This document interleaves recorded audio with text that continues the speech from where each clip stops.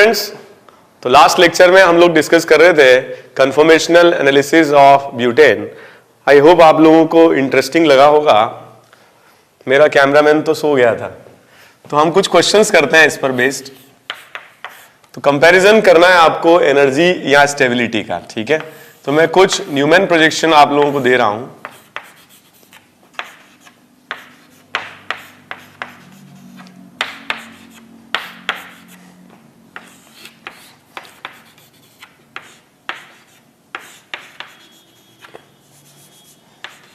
इनमें स्टेबिलिटी का कंपैरिजन आप लोगों को करना है।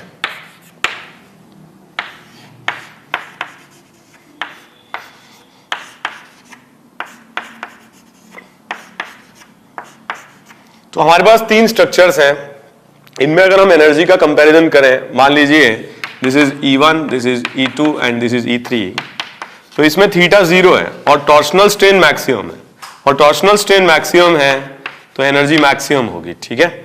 इसमें इन दोनों में अगर हम कंपेयर करें, दोनों में थीटा 60 है, तो टॉर्शनल स्ट्रेन तो सेम ही है, बट यहां पर ये दोनों ऑपोजिट है, एंटी है, मोर स्टेबल होगा।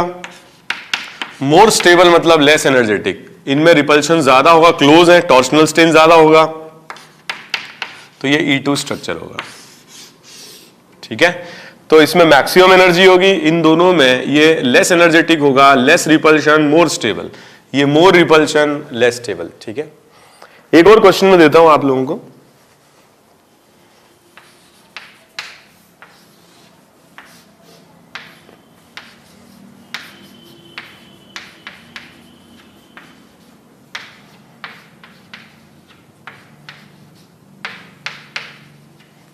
तो हमारे पास एक ये स्ट्रक्चर है और एक ये स्ट्रक्चर है।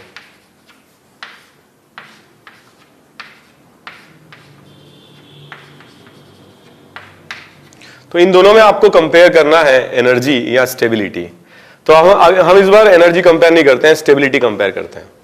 तो यहां पर हम देखें CH3 और ये CH3 दूर है, यहां पर CH3 क्लोज है, बाकी और कोई डिफरेंस नहीं है इसमें, दोनों में थीटा 60 है, टॉर्शनल स्ट्रेन दोनों में सेम है। तो अगर हम स्टेबिलिटी की बात करें तो स्टेबिलिटी ज्यादा होगी A की B से, या एनर्जी की बात करें तो एनर्जी B की ज्यादा होगी A से। More repulsion, more energy, and more energy, less stability. Okay, अब मैं क्वेश्चन दे रहा हूं आपको, एक स्ट्रक्चर बना के दे रहा हूं, आपको ये बताना है कि इसका मोस्ट स्टेबल न्यूमैन प्रोजेक्शन कौन सा होगा, ठीक है। फॉर एग्जाम्पल अगर अपन इस मॉलिक्यूल की बात करें 1, 2, इन दोनों के बीच most stable structure, most stable Newman projection हमको बनाना है। तो फ्रंट कार्बन 1, बैक कार्बन 2, यहां से एसोसिएटेड रहेंगे 1 से 2 मिथाइल और 1 H, सेकेंड से एसोसिएटेड है 2 मिथाइल और 1 H। तो यहां पर हमारे पास में 2 मिथाइल हैं और 1 हाइड्रोजन है, तो हाइड्रोजन को मैं यहां रखूंगा। तो पहले मैंने ये इंश्योर कर लिया कि ये 60 डिग्री है, मतलब टॉर्शनल स्ट्रेन इसमें मिनिमम है, ठीक है, वो हमें सबसे पहले करना है। इसके बाद यहां अगर मैं H लगाता हूं तो मिथाइल के साथ और H का इस मिथाइल के साथ रिपल्शन भी कम होगा, मतलब वॉन्डरवॉल स्ट्रेन भी कम हो गया, ठीक है। तो यही स्ट्रक्चर मोस्ट स्टेबल फॉर्म होगा, और हमारे पास ऑप्शन नहीं है, दोनों मिथाइल ग्रुप्स हैं और हमें यही प्लेस करने पड़ेंगे। तो ये इस मॉलिक्यूल का ये मोस्ट स्टेबल कॉन्फर्मेशन है या most stable Newman projection form है, ठीक है। एक और क्वेश्चन हम करते हैं। मान लीजिए कि इन दोनों एटम्स के अबाउट हमें मोस्ट स्टेबल कन्फर्मेशन बनाना है। फ्रंट कार्बन से एसोसिएटेड है 2 CH3 और 1 H। अगर मुझे मोस्ट स्टेबल बनाना है तो मैं पहले तो थीटा को 60 डिग्री कर लूं, ठीक है। फिर अब थीटा 60 डिग्री कर लिया, 2 से 2 H एसोसिएटेड है और 1 इथाइल है, तो मैं एक तो ये इंश्योर कर लूं कि मैं H को यहां लगा रहा हूं, क्योंकि जो सबसे छोटा ग्रुप है इसका इन दोनों के साथ रिपल्शन मिनिमम होगा, ठीक है। अब मेरे पास यहां पर एक लोकेशन है, यहां एक लोकेशन है, दोनों एक जैसे हैं, यहां पे भी मिथाइल H है, यहां पे भी मिथाइल H है, तो मेरे पास कोई चॉइस नहीं है, कहीं एक पर मुझे इथाइल और कहीं एक पर H रखना होगा। यहां पे भी मैं इथाइल रख सकता हूं, यहां H रख सकता हूं, that will not make any difference in the energy और स्टेबिलिटी ऑफ द कॉन्फर्मेशन, ठीक है। तो ये मोस्ट स्टेबल कॉन्फर्मेशन होगा दूसरा आंसर ये भी आ सकता है, इथाइल यहां आ जाए, H यहां पर आ जाए। ठीक है, ओके, एक और क्वेश्चन करते हैं।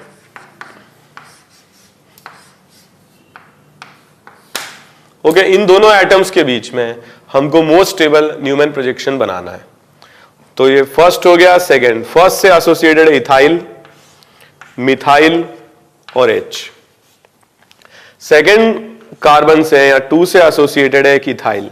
तो सबसे पहले मैं इंश्योर कर लूं कि 2 पर प्रेजेंट 2 H में से एक H तो मैं यहां प्लेस कर ही दूं, जिससे कि मिथाइल और इथाइल के बीच में रिपल्शन मिनिमम आ जाएगा। अब मेरे पास में 2 पर 2 H में से एक H और बचा, एक इथाइल बचा, तो यहां पर इथाइल के साथ रिपल्शन होगा और यहां पर मिथाइल के साथ रिपल्शन होगा।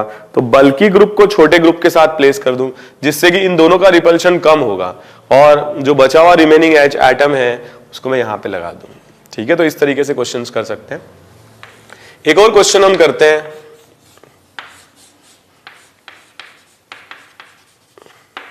तो इन दोनों एटम्स के बीच में हमको बताना है मोस्ट स्टेबल न्यूमैन प्रोजेक्शन। तो 1 जो एटम है 1 से एसोसिएटेड है साइक्लोहेक्साइल ग्रुप।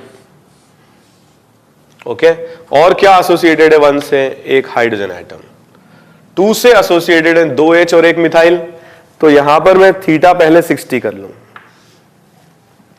इस तरह आपको लग रहा होगा कि ये साइक्लिक कैसे बन गया। एक्चुअली 2 ग्रुप ही तो है ये 1 से, लेकिन ये ग्रुप आपस में ऐसे ज्वाइंट है, साइक्लिक फॉर्म में है। ठीक है, अब ये थीटा मैंने 60 कर लिया। अब यहां पर सबसे ज्यादा रिपल्शन रहेगा क्योंकि दोनों तरफ बल्की ग्रुप है, तो यहां पर तो मस्ट है कि मैं H को प्लेस कर दूं। ये दोनों लोकेशन से एक जैसी हो गई। यहां पर मैं ये नहीं हाउ मुझे एक CH3 और एक H रखना होगा, उल्टा भी मैं कर सकता हूं, यहां CH3 और यहां H भी प्लेस कर सकता हूं। ठीक है, तो ये मोस्ट स्टेबल फॉर्म रहेगा। मान लीजिए कि क्वेश्चन कुछ इस तरह से दिया जाए, ये फर्स्ट है, ये सेकेंड है। तो फर्स्ट एटम जो है, फर्स्ट एटम पर प्लेस्ड है इथाइल, मिथाइल और हाइड्रोजन। ठीक है, और सेकेंड एटम पर है एक तो H और बाकी के 2 ग्रुप्स हैं जो आपस में ज्वाइंट है। तो H को तो मुझे यहीं लगाना पड़ेगा, दोनों तरफ बल्की है। अब जो बचा हुआ ग्रुप है वो है यहां पर, जो बचा हुआ ग्रुप है वो साइक्लिक ग्रुप है और साइक्लिक ग्रुप आपस में इस तरह से ज्वाइंट है। ठीक है, एक बार फिर से देख लें आप। मैंने 1 बनाया, 1 पे मैंने इथाइल लगाया, CH3 लगाया और H लगाया। जो सेकेंड एटम है पीछे वाला, इस पर एक H है, उसको मैंने यहां रख दिया और जो बचे हुए ग्रुप्स हैं वो मुझे 120 डिग्री एंगल पर बनाने होंगे, तो मैंने ऐसे ज्वाइन कर दिया इनको। ओके, एक और क्वेश्चन करते हैं। मान लीजिए कि दोनों ही साइक्लिक देते हैं आपको।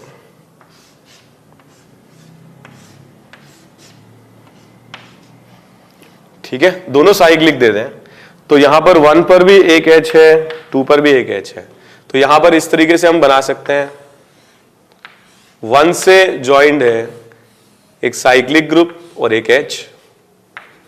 वैसे ही 2 से जो H है वो यहां बीच में रख दें और जो साइक्लिक ग्रुप है उसको इस तरह से बना लें। ठीक है, तो कुछ समझ में आ रहा होगा आपको। तो यहां पर H और ये दोनों ग्रुप्स 120 डिग्री एंगल पर हैं। सिमिलरली 1 से एसोसिएटेड H और ये दोनों ग्रुप्स 120 डिग्री एंगल पर होंगे। तो यहां पर मैंने H को इसलिए पेस्ट किया है क्योंकि दोनों तरफ लेस मतलब मोर क्राउडेड रहे, तो जो H होगा उसका रिपल्शन कम होगा। सिमिलरली यहां पर भी H का दोनों तरफ क्राउडिंग ज्यादा है, रिपल्शन कम होगा। ठीक है, तो ये स्ट्रक्चर्स रिप्रेजेंट करेंगे most stable conformation of the following molecules.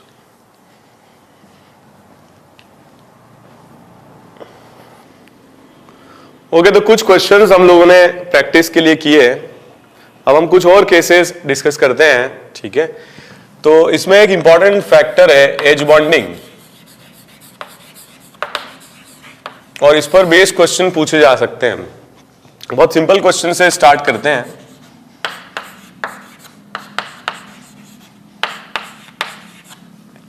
मान लो कि एक इथिलीन ग्लाइकोल की हम बात करें। ठीक है, इथ 1,2 डायोल, इसकी बात करें, इथेन 1,2 डायोल। तो फ्रंट कार्बन से एसोसिएटेड रहेगा OH और 2H, और बैक कार्बन से एसोसिएटेड रहेंगे OH और 2H।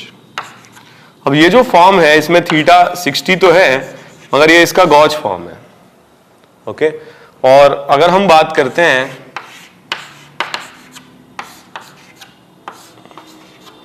इस फॉर्म की, तो ये इसका एंटी फॉर्म है। तो ये एंटी फॉर्म है और ये गॉच फॉर्म है। नॉर्मल कंडीशंस में एंटी की स्टेबिलिटी गॉच से ज्यादा होती है। इन दोनों में ही टॉर्शनल स्ट्रेन का मैग्नीट्यूड बराबर है। बट गॉच फॉर्म में इसमें एज बॉन्डिंग होगी, तो हाइड्रोजन पर डेल प्लस होगा और O पर डेल माइनस होगा, और इनमें एज बॉन्डिंग होगी। तो यहां पर रिपल्सिव फोर्सेस नहीं है, अट्रैक्टिव फोर्सेस हैं, और अट्रैक्टिव फोर्सेस होने से स्टेबिलिटी बढ़ती है और एनर्जी कम होती है।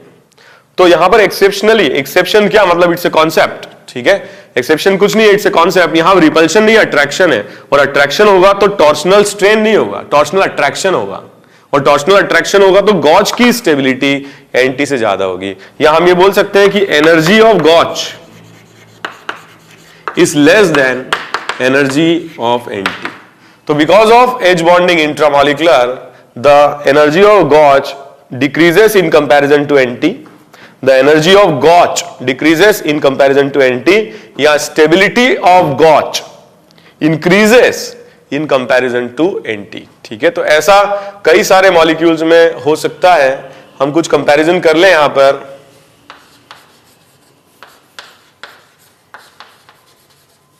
मान लीजिए कि यहां पर मैंने OH ले लिया और यहां पर कोई मतलब अननोन ग्रुप ले लिया Z। तो ये Z क्या क्या हो सकता है? ये फ्लोरीन हो सकता है, जैसा कि हमने देखा OH हो सकता है, एल्डिहाइड हो सकता है, कार्बोक्सिलिक एसिड हो सकता है, एस्टर हो सकता है, NH2 ग्रुप हो सकता है। तो इन सब में से कोई भी ग्रुप हो सकता है, ठीक है। इन सब में हाइड्रोजन बॉन्डिंग होगी, और हाइड्रोजन बॉन्डिंग की वजह से गॉच ज्यादा स्टेबल होगा एंटी स्ट्रक्चर से। फॉर एग्जाम्पल मैं आपको एक कंपैरिजन करके बताता हूं। मान लीजिए कि मैंने एल्डिहाइड ग्रुप ले लिया, तो एल्डिहाइड ग्रुप ले लिया, यहां पर OH होगा, और अगर अपन ने यहां पर एल्डिहाइडिक ग्रुप लिया तो गॉच फॉर्म में ये एज बॉन्डिंग करेंगे, और एज बॉन्डिंग करेंगे तो क्या होगा, एज बॉन्डिंग की वजह से गॉच की स्टेबिलिटी एंटी फॉर्म से ज्यादा होगी। ठीक है, तो it's a very important concept. जहां पर भी फोर्स ऑफ अट्रैक्शन होगा वहां पर गॉच ज्यादा स्टेबल होगा एंटी से। मगर आप एक्लिप्स फॉर्म पर नहीं जाएं, परफेक्टली या पार्शली एक्लिप्स पर ना जाएं, वो वैसे ही अनस्टेबल है, हाई एनर्जी पर है, because theta is 0, high amount of torsional strain उनमें है। ठीक है, तो उनसे कंपैरिजन ना करें, कंपैरिजन हम करें किनका, थीटा 60 वाले स्ट्रक्चर्स का, जिनमें टॉर्शनल स्ट्रेन मिनिमम है। उनमें हम स्टेरिक स्ट्रेन कंपेयर करते हैं, वॉन डर वाल स्ट्रेन कंपेयर करते हैं। जिनमें थीटा 60 डिग्री है उनमें टॉर्शनल स्ट्रेन मिनिमम है। अब मिनिमम है तो यहां पर स्टेरिक स्ट्रेन कुछ नहीं है, स्टेरिक अट्रैक्शन है। स्टेरिक अट्रैक्शन की वजह से gauche is more stable, and anti form will be less stable. तो एंटी फॉर्म जो होगा इसकी स्टेबिलिटी कम होगी, ठीक है, गॉच फॉर्म की स्टेबिलिटी ज्यादा होगी। ठीक है, gauche will be more stable compare to anti.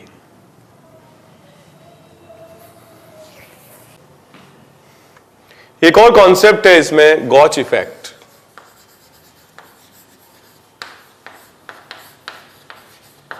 तो अभी तक हमने न्यूमैन प्रोजेक्शन उन्हीं मॉलिक्यूल्स के लिए बनाए हैं जिनमें फ्रंट पर भी कार्बन है और बैक में भी कार्बन है। अब हम ऐसे मॉलिक्यूल देखते हैं जिनमें एटम्स अलग हैं, फ्रंट एंड बैक। तो फ्रंट पर हम लिखते हैं नाइट्रोजन और बैक में हम लेते हैं कार्बन। नाइट्रोजन से एसोसिएटेड है एक लोन पेयर, एक हाइड्रोजन और एक CH3। अब अगर मोस्ट स्टेबल फॉर्म मुझको बनाना है तो मैं थीटा 60 डिग्री लूंगा। ठीक है, पहली बात। दूसरी बात, सेकेंड कार्बन आइटम से एक 2H और एक मिथाइल एसोसिएटेड है। ठीक है, तो एक H को तो मैं यहां प्लेस कर दूंगा। अब क्या बचता है, एक H और एक CH3। तो CH3 को मैं यहां प्लेस करूंगा और H को मैं यहां प्लेस करूंगा, क्योंकि CH3 का रिपल्शन H के साथ भी कम होगा और CH3 का रिपल्शन लोन पेयर के साथ भी कम होगा। तो ये एक इंपॉर्टेंट कॉन्सेप्ट है, जो मोस्ट बल्की ग्रुप है that will occupy gauche position with respect to lone pair. ठीक है, क्योंकि लोन पेयर मतलब कोई एटम ही नहीं है, और कोई एटम नहीं है तो इसका कोई वॉन्डरवॉल फोर्स ऑफ रिपल्शन नहीं होगा, और वॉन्डरवॉल फोर्स ऑफ रिपल्शन नहीं होगा तो बल्की ग्रुप की लोकेशन मोस्ट स्टेबल कॉन्फर्मेशन में लोन पेयर के रेस्पेक्ट में क्या होगी, गॉज होगी। ठीक है, so this is important concept. The most bulky substituents, most bulky substituents, most bulky substituents occupy gauge position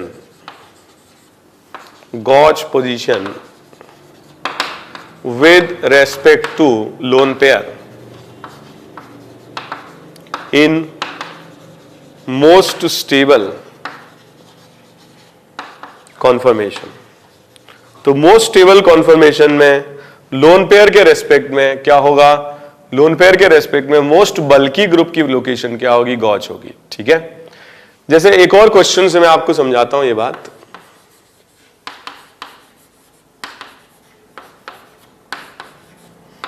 तो इन दोनों के अबाउट अगर हम मोस्ट स्टेबल कॉन्फर्मेशन बनाते हैं तो नाइट्रोजन को हमने फ्रंट पर ले लिया with loan pair and 2 hydrogen atoms. Similarly back carbon पर एक मिथाइल और 2 H है, तो हम बल्की ग्रुप को, मिथाइल को लोन पेयर के रेस्पेक्ट में गॉज पोजीशन पे रखेंगे, तभी इनमें रिपल्शन कम होगा, रिपल्शन कम होगा तो स्टेबिलिटी मैक्सिमम होगी।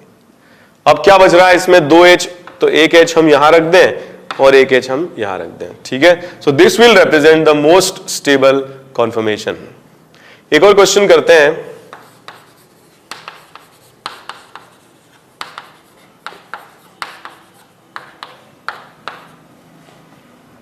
तो इस क्वेश्चन के लिए अगर हमको मोस्ट स्टेबल बनाना है, nitrogen a lone pair and 2 hydrogen atoms will be placed as front atom.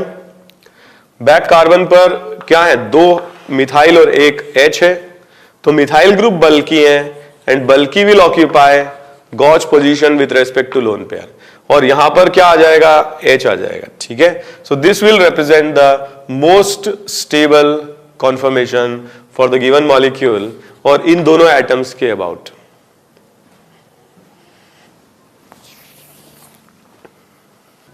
तो कुछ क्वेश्चंस हैं, ये आप लोग खुद से करें। ऑफ कोर्स मैं तो बता ही रहा हूं आप लोगों को।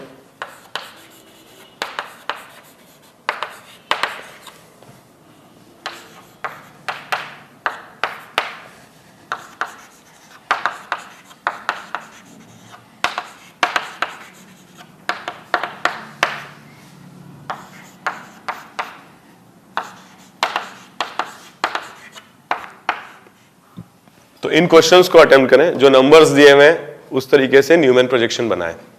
तो मोस्ट स्टेबल बनाएं आप लोग।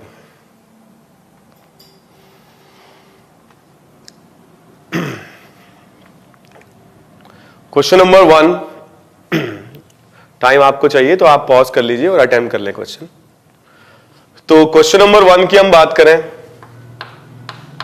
तो ऑक्सीजन पर प्लेस्ड हैं 2 लोन पेयर्स और एक हाइड्रोजन एटम। सेकंड, पीछे जो एटम है कार्बन उस पर प्लेस्ड है एक मिथाइल, तो मिथाइल को हम यहां प्लेस करेंगे मोस्ट बल्कि गॉज पोजीशन, दोनों के रेस्पेक्ट में, इसके रेस्पेक्ट में भी गॉज है और इसके रेस्पेक्ट में भी गॉज। सो मोस्ट बल्कि विल ऑक्यूपाई गॉज पोजीशन। ठीक है, लोन पेयर के साथ गॉज, और रिमेनिंग हमें कुछ करना नहीं है, हाइड्रोजन प्लेस कर देंगे इस तरह। ओके, क्वेश्चन नंबर 2, तो यहां पर 2 लोन पेयर्स हैं और एक CH3 है, और पीछे वाले कार्बन पर हम देखें तो यहां पर CH3 है। ठीक है, दोनों तरफ मिथाइल है तो कोई प्रॉब्लम नहीं, मिथाइल इसके रेस्पेक्ट में भी गॉज है, इसके रेस्पेक्ट में भी गॉज है। ठीक है, और अगर अपन यहां देखें तो एक H है और एक मिथाइल है, ये दोनों ही लोकेशंस एक जैसी हैं, एक तरफ H और एक तरफ CH3 हो जाएगा। ठीक है, तो आइडेंटिकल है, इसमें कोई प्रॉब्लम नहीं है। H2O2 मॉलिक्यूल की बात करें हम, H2O2 थोड़ा सा इंटरेस्टिंग केस है। आप लोगों ने सबने पढ़ा होगा कि ये बुक शेप, ठीक है, बुक लाइक स्ट्रक्चर इसका होता है। तो यहां पर अगर अपन देखें H2O2 के लिए दो लोन पेयर्स होंगे ऑक्सीजन एटम पर, पीछे भी ऑक्सीजन एटम है, तो यहां पर आ जाएगा हाइड्रोजन एटम, ठीक है, बीच में, टू मिनिमाइज द रिपल्शन। और यहां पर ऑक्सीजन के जो पीछे वाले ऑक्सीजन है उसके लोन पेयर्स आ जाएंगे इस तरह से। तो देखिए हाइड्रोजन हाइड्रोजन दोनों एक दूसरे के रेस्पेक्ट में एंटी पोजीशन पर है। मतलब मैं अगर इसको थोड़ा इस तरह से बनाता हूं तो दोनों H की लोकेशन एक दूसरे के रेस्पेक्ट में एंटी रहेगी, ठीक है। और जो लोन पेयर्स हैं उनको मैं इस तरह से अरेंज कर सकता हूं, ठीक है। और ये जो शेप है या जो स्ट्रक्चर है, this is book like. Actually ये मोस्ट स्टेबल फॉर्म है इसका, और कोई भी मॉलिक्यूल अपने मोस्ट स्टेबल फॉर्म में ही रहना चाहता है, और मैक्सिमम परसेंटेज मॉलिक्यूल का उसी में होता है जिसमें उसका जिसमें उसकी स्टेबिलिटी सबसे ज्यादा होती है। तो कोई भी मॉलिक्यूल हो, उसका वो कन्फॉर्मर जो सबसे ज्यादा स्टेबल है, उसका परसेंटेज कॉन्ट्रीब्यूशन सबसे ज्यादा होता है, ठीक है।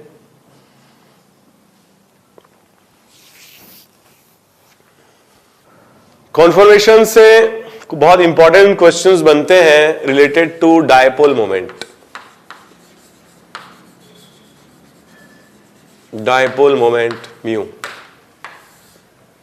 ठीक है। डायपोल मोमेंट आप लोग सब जानते हैं, किसी बॉन्ड के लिए डायपोल मोमेंट की वैल्यू होती है Q इंटू L, ठीक है। इस तरीके से हम लिखते हैं, चार्ज और लेंथ, जो भी इंटर न्यूक्लियर डिस्टेंस है या सेपरेशन है, उसको हम मल्टीप्लाई करते हैं। एंड इन केमिस्ट्री में हम जो इसकी डायरेक्शन लेते हैं that is from plus two minus. But अगर किसी मॉलिक्यूल के डायपोल मोमेंट की बात की जाए, for example if we talk about one two dichloroethane, ठीक है, 1,2-डाइक्लोरोइथेन की बात करें तो 1,2-डाइक्लोरोइथेन जो है, इसमें जैसे कि हमने देखा यहां सिंगल बॉन्ड है, रोटेशन होते हैं, और रोटेशन होते हैं तो बहुत सारे कन्फर्मेशंस बन सकते हैं, ठीक है। कितने बन सकते हैं? 0 से 60 के बीच में कितने एंगल हो सकते हैं? इनफाइनाइट हो सकते हैं। तो इनफाइनाइट कन्फर्मेशंस बन सकते हैं, ठीक है। मगर अगर हमें इसका डायपोल मोमेंट बताना हो तो हम वो स्ट्रक्चर जो मोस्ट स्टेबल है वो कंसीडर करेंगे। और मोस्ट स्टेबल में अगर हम बात करें तो मैक्सिमम स्टेबिलिटी होती है Nt की, और इसके बाद गॉच की,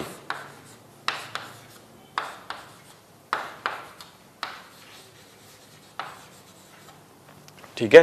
तो मैक्सिमम स्टेबल होता है Nt और फिर होता है गॉच। तो अगर हम इसका एनर्जी डायग्राम याद करें तो इस तरीके से हमने बनाया था ब्यूटेन के लिए, तो इसका भी एनर्जी डायग्राम कुछ इसी तरह से आएगा, ठीक है। तो with respect to angle of rotation हमने बनाया था। तो यहां पर जो स्ट्रक्चर रहेगा मोस्ट स्टेबल ये Nt होगा, और ये जो स्ट्रक्चर होगा सेकंड मोस्ट स्टेबल ये गॉच होगा। ये ग्लोबल मिनिमा है और ये लोकल मिनिमा है, ठीक है। तो कोई भी मॉलिक्यूल अगर यहां है तो वो इस पर आने की कोशिश करेगा, गॉच पर, यहां है तो Nt पर आने की कोशिश करेगा। तो हर मॉलिक्यूल अपनी एनर्जी को मिनिमाइज करने की कोशिश करता है या स्टेबिलिटी को मैक्सिमाइज करने की कोशिश करता है। तो इस प्रोसेस में मॉलिक्यूल या तो Nt की तरफ जाएगा या गॉच की तरफ जाएगा। और हम ये अजम्पशन ले सकते हैं, इनफैक्ट ये परफेक्ट अजम्पशन है, क्योंकि गॉच और Nt ही एनर्जी मिनिमा पर है। तो हम ये सोच सकते हैं या बोल सकते हैं कि mole fraction of gauche and mole fraction of Nt will be approximately equal to 1। तो हम ये बोल सकते हैं कि गॉच और Nt का मोल फ्रैक्शन 1 होगा, या मैक्सिमम कंट्रीब्यूशन इन दोनों का ही होगा, और बाकी के जो कॉन्फर्मेशंस होंगे उनका कंट्रीब्यूशन काफी नेग्लिजिबल होगा और उसे हम नेग्लेक्ट कर सकते हैं, ठीक है। तो गॉच और Nt का मोल फ्रैक्शन 1 होगा। अब अगर हम बात करें Nt स्ट्रक्चर की, तो डायपोल मोमेंट जैसा कि मैं बोल रहा था प्लस से माइनस ऐसे एंटी पैरेलल वेक्टर्स होंगे, और ये एंटी पैरेलल वेक्टर्स एक दूसरे को कैंसिल कर देंगे और Nt का जो डायपोल मोमेंट होगा वो 0 हो जाएगा।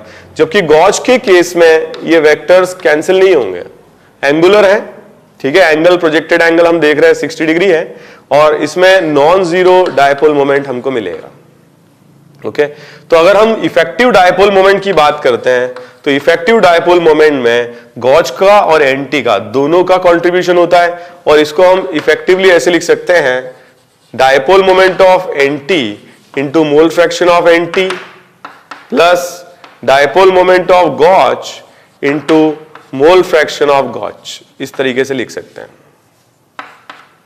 बट द प्रॉब्लम इज कि जो एंटी का डायपोल मोमेंट है वो 0 है। ठीक है, तो एग्जाम में आईआईटी में ऐसा क्वेश्चन आया था, म्यू इफेक्टिव 1.0 डी बाय, ये दिया हुआ था। ठीक है, और मोल फ्रैक्शन एंटी का कुछ वैल्यू दी थी, मैं 0.7 अज्यूम कर रहा हूं। ठीक है, 0.7 इस तरीके से दिया हुआ था, या 0.8 ले लेते हैं हम। ये ज्यादा भी होगा क्योंकि ये गॉच से भी ज्यादा स्टेबल स्ट्रक्चर है, और आपको बताना था डायपोल मोमेंट ऑफ गॉच। तो ये मैथमेटिकल कैलकुलेशन रह गई, बाकी सब कुछ हमने सीख लिया। इफेक्टिव डायपोल मोमेंट एग्जाम में दिया हुआ था 1.0, mu for anti 0, mole fraction for anti 0.8 plus mu for gauche हमें कैलकुलेट करना है into mole fraction of gauche, ये 0.2 हो जाएगा। बिकॉज गॉच और एंटी के मोल फ्रैक्शंस का सम 1 है, ये 0.8 है, तो गॉच का मोल फ्रैक्शन 1 माइनस 0.8 0.2 हो जाएगा। तो यहां से हम मोल फ्रैक्शन गॉच का कैलकुलेट कर सकते हैं, और इसकी वैल्यू हो जाएगी 0.8, सॉरी ये वैल्यू हो जाएगी 1 divided by 0.2, that is 5.0 D by. तो ये क्वेश्चन आईआईटी में आ चुका है। ठीक है, एक क्वेश्चन। दूसरा क्वेश्चन जो इस पर बन सकता है, that is related to temperature. Temperature, अब बताइए टेम्परेचर अगर बढ़ता है, टेम्परेचर अगर बढ़ता है तो ओवरऑल एनर्जी बढ़ेगी, because energy is associated with temperature, और अगर एनर्जी बढ़ेगी तो स्टेबिलिटी कम होगी। जैसे कि अगर अपन इस ग्राफ से देखें, अगर टेम्परेचर बढ़ेगा, टेम्परेचर बढ़ेगा तो एनर्जी बढ़ेगी, एनर्जी बढ़ेगी तो एंटी से कुछ मॉलिक्यूल गॉच में कन्वर्ट हो जाएंगे, क्योंकि गॉच की एनर्जी एंटी से ज्यादा है। ओवरऑल एनर्जी बढ़ी तो डिस्ट्रीब्यूशन भी बढ़ेगा, डिस्ट्रीब्यूशन बढ़ेगा तो लो एनर्जी वाले मॉलिक्यूल हाई एनर्जी में कन्वर्ट हो जाएंगे, तो जो मोल फ्रैक्शन है गॉच का वो बढ़ेगा। और अगर मोल फ्रैक्शन गॉच का बढ़ेगा तो इफेक्टिव डायपोल मोमेंट बढ़ेगा, क्योंकि यहां पर देखें इसकी तो वैल्यू है 0, तो ये मोल फ्रैक्शन अगर बढ़ेगा तो इफेक्टिव डायपोल मोमेंट बढ़ेगा।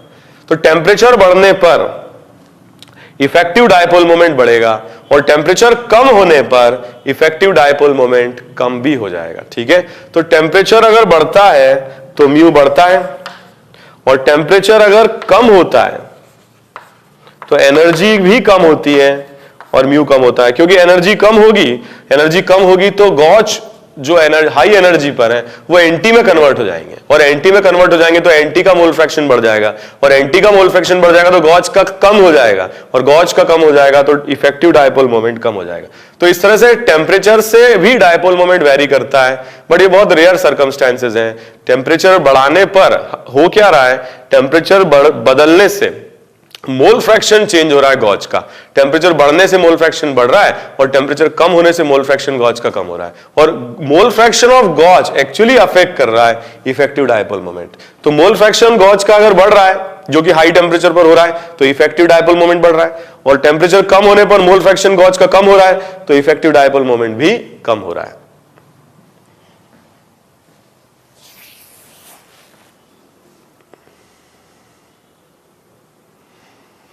एक और बहुत अच्छा क्वेश्चन है जो कंफर्मेशन से रिलेटेड है, पूछा जा सकता है।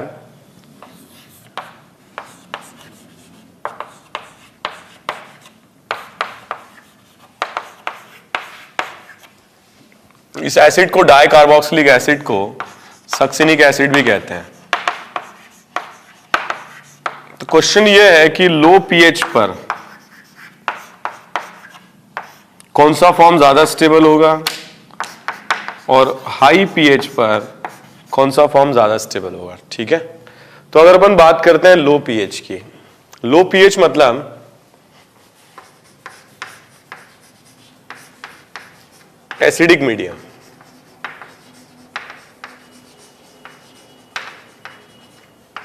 Okay, very high concentration of H+ ions.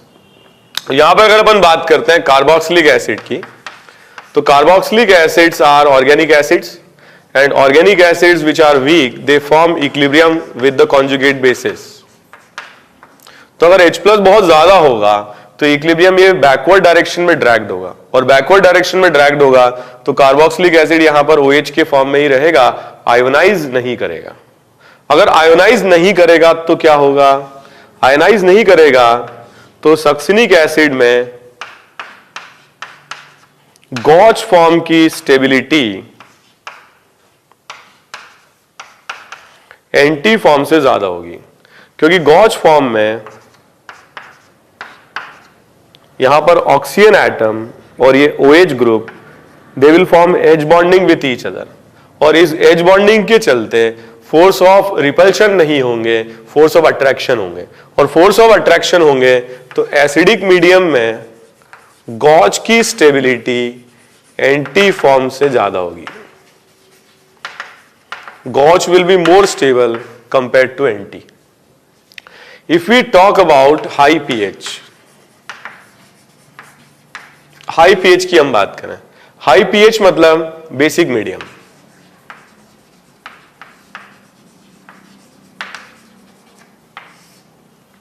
Basic medium में OH माइनस का कॉन्सेंट्रेशन बहुत ज्यादा होगा, और जो कार्बोक्सिलिक एसिड है ये कन्वर्ट होगा किसमें, RC double bond O negative और H प्लस। तो ये H प्लस का कॉन्सेंट्रेशन कम होगा, या हम ये बोल सकते हैं कि जो OH माइनस है वो इस H प्लस को निकाल के ले जाएगा और एनायन के फॉर्म में कन्वर्ट कर देगा। तो जो सक्सिनिक एसिड है वो एग्जिस्ट करेगा डाई एनायन के फॉर्म में। ये दोनों H प्लस यहां से जा चुके होंगे। अब अगर ये डाई एनायन के फॉर्म में एग्जिस्ट करेगा तो क्या होगा, यहां पर एच बॉन्डिंग बनने का कोई स्कोप नहीं है, क्योंकि यहां पर भी क्या होगा, एनायनिक फॉर्म रहेगा, और बैक कार्बन पर जो कार्बोक्सिलेट आयन है उसमें भी एनायनिक फॉर्म होगा। And in this case there will be force of repulsion, क्योंकि दोनों क्या है, लाइक चार्जेस है, दोनों नेगेटिव चार्जेस हैं, और इस रिपल्शन की वजह से ये ग्रुप क्या होगा, C double bond O negative, ये घूम जाएगा और घूम करके एंटी फॉर्म में चला जाएगा। ठीक है, और ये फॉर्म ज्यादा स्टेबल होगा क्योंकि इसमें जो लाइक चार्जेस हैं वो दूर हो रहे हैं, रिपल्शन कम हो रहा है, स्टेबिलिटी बढ़ेगी। तो हम बेसिक मीडियम की अगर बात करें तो गॉच फॉर्म लेस स्टेबल होगा किससे, एंटी फॉर्म से। ये बड़ा इंपॉर्टेंट स्टेटमेंट है। बेसिक मीडियम में, हाईली बेसिक मीडियम में या हाई पीएच पर सक्सिनिक एसिड में क्या होता है, मैक्सिमम कंट्रीब्यूशन एंटी का होता है, जबकि लो पीएच पर मैक्सिमम कंट्रीब्यूशन गॉच का होता है। ठीक है, क्योंकि यहां पर लो पीएच पर क्या होगा, एज बॉन्डिंग की वजह से गॉच की स्टेबिलिटी ज्यादा होगी, क्योंकि फोर्स ऑफ रिपल्शन नहीं है, it is force of attraction, और अट्रैक्शन की वजह से क्या होगा, गॉच will be more stable.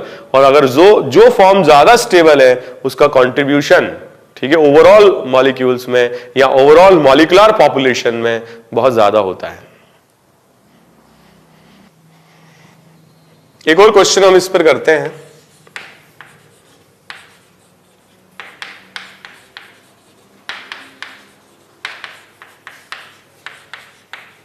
So NR3 plus CH2CH2COH, तो इसके अबाउट हमें डिस्कस करना है कौन सा फॉर्म ज्यादा स्टेबल होगा। यहां इसमें एनायनिक फॉर्म लेते हैं हम। ठीक है, तो अगर हम इस मॉलिक्यूल की बात करें तो इसमें भी गॉच की ही stability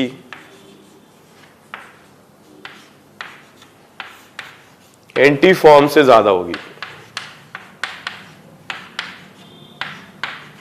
reason is electrostatic force of attraction between these to.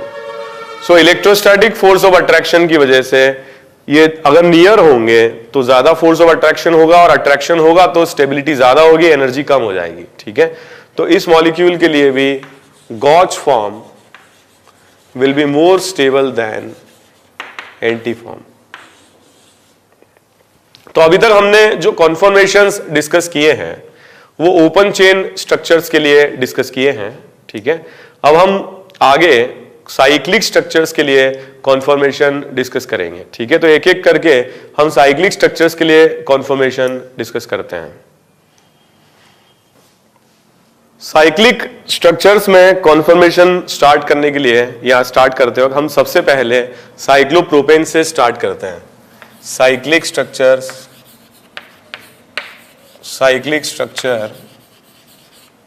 Conformation.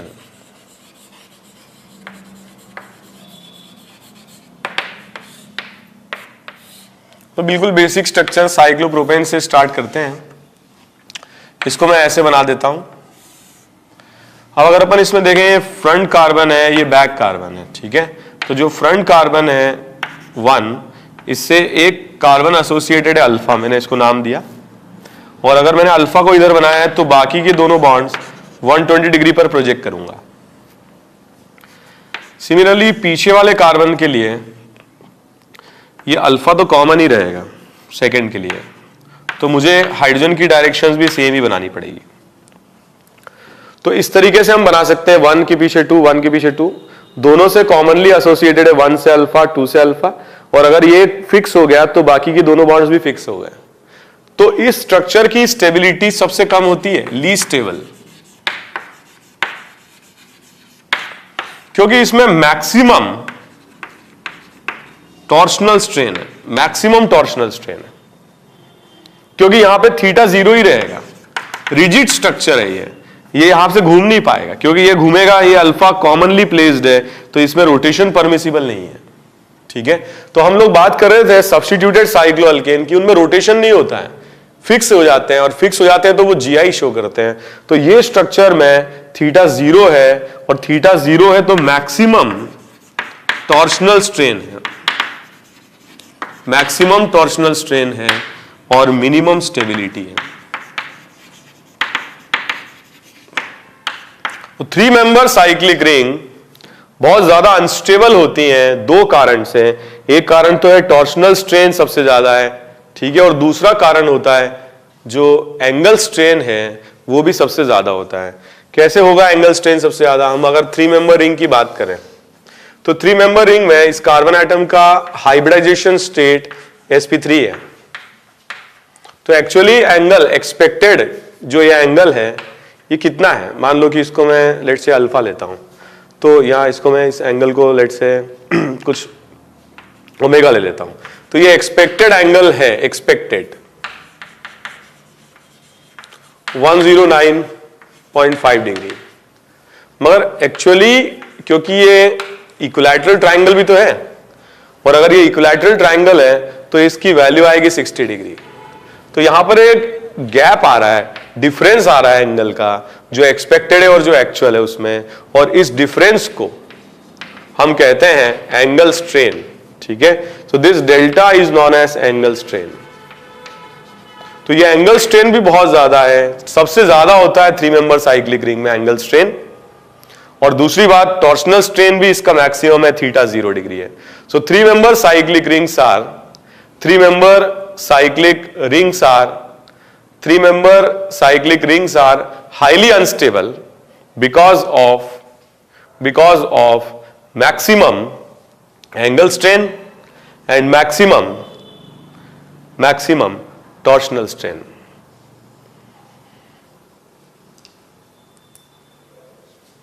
तो इसी पर बेस्ड हम एक क्वेश्चन करते हैं, stability comparison for cis form and trans form of 1,2-dimethyl cyclopropane. So cis and transform of 1,2-dimethyl cyclopropane का स्टेबिलिटी कंपैरिजन करना है।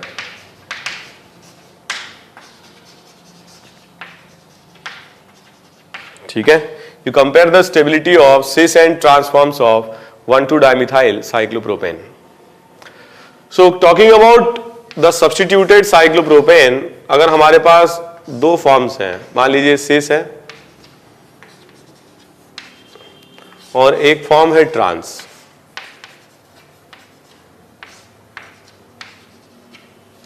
ठीक है। तो हम इसको ऑब्जर्व करते हैं इस डायरेक्शन से, तो ये 1 ले लेता हूं, ये 2 ले लेता हूं, ये 1 ले लेता हूं, ये 2 ले लेता हूं, ठीक है। तो इसका पहले वाले स्ट्रक्चर का जो सिस फॉर्म है इसका न्यूमैन प्रोजेक्शन हम बनाते हैं। तो न्यूमैन प्रोजेक्शन में इंपॉर्टेंट बात यह है कि मान लो ये अल्फा है तो ये दोनों के लिए कॉमन रहेगा, ठीक है। तो जैसा कि हमने साइक्लोप्रोपेन के लिए बनाया था, 1 से अल्फा एसोसिएटेड है, सिमिलरली 2 से भी अल्फा एसोसिएटेड है, ठीक है, तो 1 से अल्फा एसोसिएटेड है, 2 से भी अल्फा एसोसिएटेड है। तो यहां से हम बनाते हैं CH3 और H, और बैक कार्बन के लिए CH3 और CH3 दोनों पैरेलल हैं, इस तरीके से बना सकते हैं। ठीक है, अब अगर अपन बात करें इस फॉर्म के लिए, इसके लिए न्यूमैन प्रोजेक्शन बनाते हैं। सो 1 से अल्फा एसोसिएटेड है, 2 से भी अल्फा एसोसिएटेड है। तो यहां पर 1 के लिए मैंने CH3 और H बनाया, लेकिन 2 के लिए CH3 के सामने H है और H के सामने CH3 है। तो इन दोनों में एक फैक्टर है, ठीक है, वो कॉमन है, वो ये है कि दोनों में थीटा 0 डिग्री है, और अगर थीटा 0 डिग्री है तो टॉर्शनल स्ट्रेन इन दोनों के लिए सेम है, कॉमन है, टॉर्शनल स्ट्रेन दोनों में सेम है। ठीक है, दूसरी बात, यहां पर मिथाइल के सामने मिथाइल है, यहां मिथाइल के सामने H है। तो अगर हम सिस फॉर्म की बात करें तो सिस फॉर्म के लिए स्टेरिक स्ट्रेन ज्यादा है और ट्रांस फॉर्म के लिए स्टेरिक स्ट्रेन कम है। ठीक है, तो अगर अपन स्टेबिलिटी को कंपेयर करें, स्टेबिलिटी को कंपेयर करें तो ट्रांस की स्टेबिलिटी सिस से ज्यादा आएगी। ठीक है, बट द रीजन इज, क्या रीजन? टॉर्शनल स्ट्रेन है, टॉर्शनल स्ट्रेन है। रीजन टॉर्शनल स्ट्रेन नहीं है, क्योंकि दोनों में थीटा 0 है और दोनों में टॉर्शनल स्ट्रेन बराबर है। लेकिन क्या रीजन है? वॉन्डरवॉल स्ट्रेन, वॉन्डरवॉल स्ट्रेन या स्टेरिक स्ट्रेन। तो वॉन्डरवॉल स्ट्रेन ज्यादा है किसमें? सिस फॉर्म में, क्योंकि इन दोनों में रिपल्शन ज्यादा होगा, और कम है किसमें? ट्रांसफॉर्म में, ऑपोजिट होंगे। ठीक है, तो van der Waal strain is less in trans and more in सिस।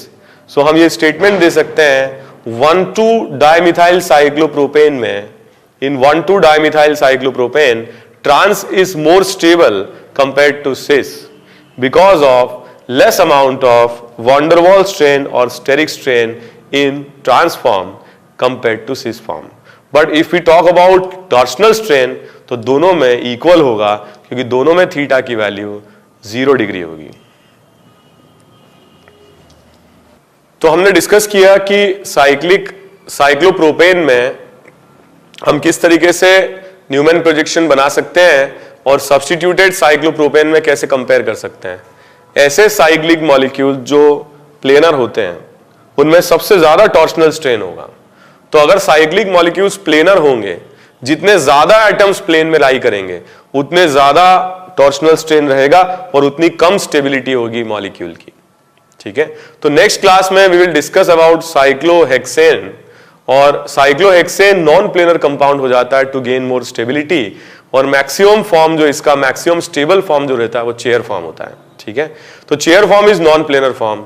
तो नेक्स्ट क्लास में विल डिस्कस। अब एक बात का ध्यान रखें कि अगर कोई साइक्लिक मॉलिक्यूल प्लेनर है तो प्लेनर होने से थीटा 0 आएगा, और थीटा 0 आएगा तो जितने ज्यादा एटम्स प्लेन में लाई करेंगे उतनी ही स्टेबिलिटी डिक्रीज कर जाएगी। तो नेक्स्ट क्लास में will discuss about cyclohexane and chair form, और उसी पर सबसे ज्यादा क्वेश्चंस भी पूछे जाते हैं। ठीक है, तो see you in next class. Thank you very much.